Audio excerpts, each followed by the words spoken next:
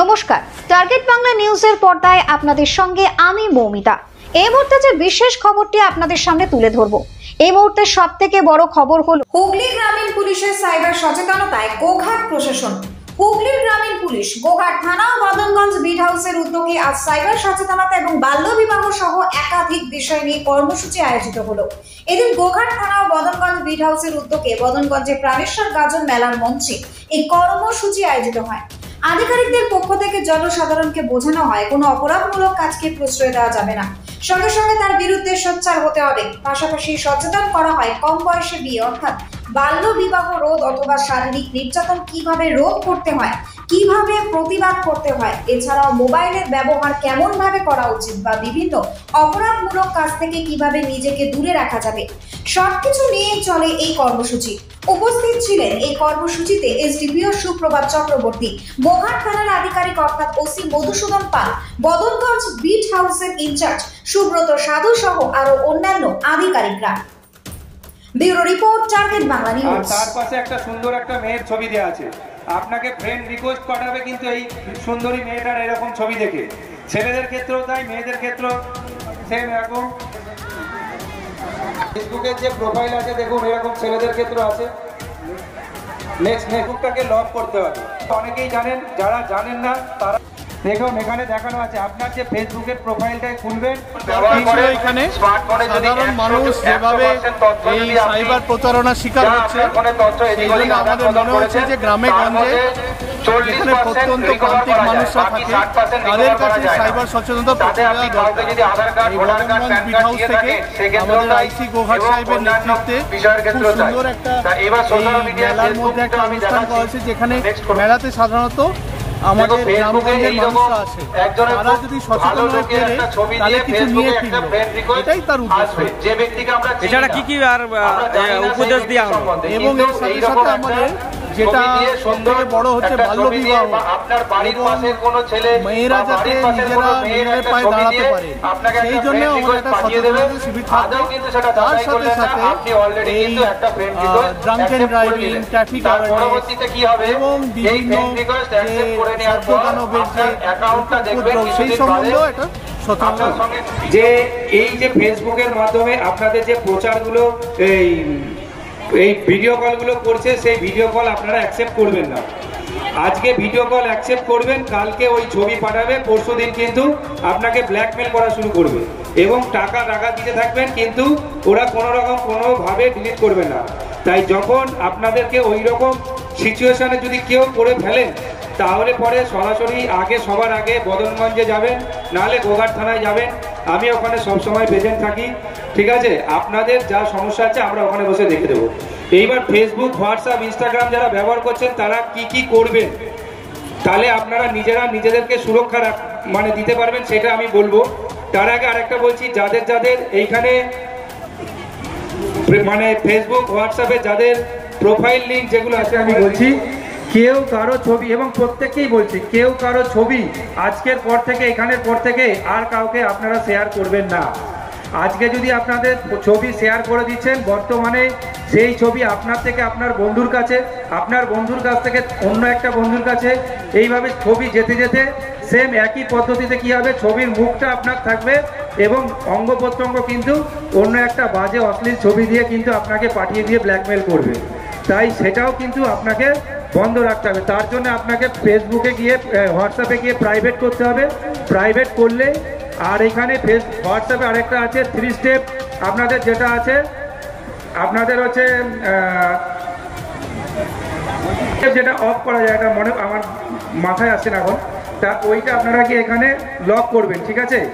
আর আপনাদের যত কিছু পারমিশন দেওয়া আছে, আপনাদের দেখা যাচ্ছে প্রোফাইল যেটা আছে আপনারা দিয়েছেন হয়তো, ওই যেগুলো প্রত্যেকটা এখানে আপনারা যা অ্যাপ্লিকেশান আছে সেইগুলো যেগুলো আপনারা এখান থেকে সবাইকে পারমিশন দিয়ে রেখেছেন, যেগুলো আছে মাই কন্ট্যাক্ট নাম্বার, সেগুলো অনলি মি করে দেবেন, ঠিক আছে?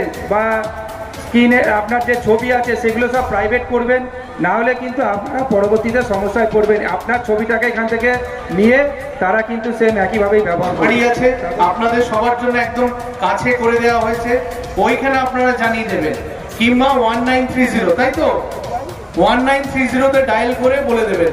আরো ডিটেলসে বিস্তারিত কি এটা সেই ইয়ের মতন, অক্টোপাস দেখেছেন? অক্টোপাস 8খানা পা, কোন দিক থেকে কি কোন ধরে ফেলবে তার ঠিক নেই, নিত্য নতুন।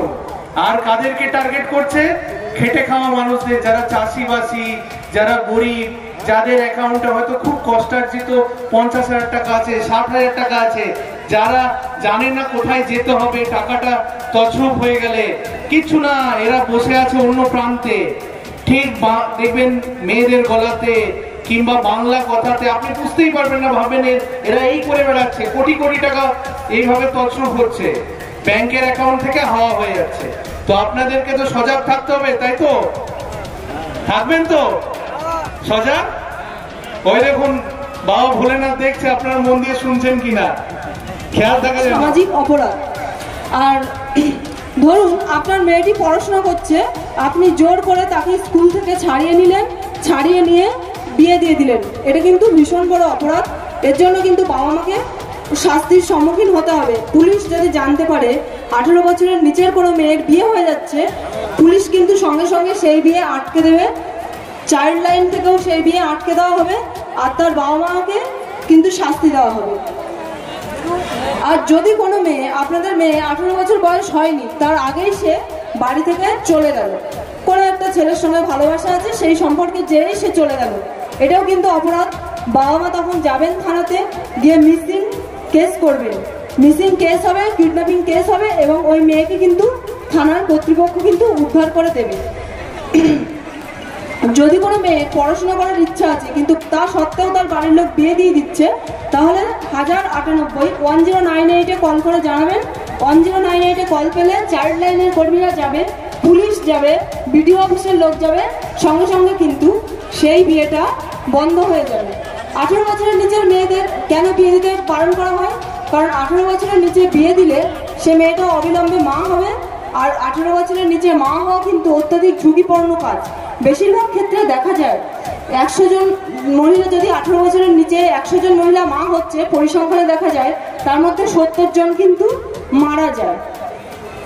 এবার অনেক ক্ষেত্রে দেখা যায় গ্রামাঞ্চলে 18 বছরের নিচে একটা মেয়ের বিয়ে হলো, পাড়া প্রতিবেশীরা জানলো, তারা পুলিশকে বললো না, বাড়ির গার্জিয়ানও চেপে গেল, কেউ কিন্তু বললো না।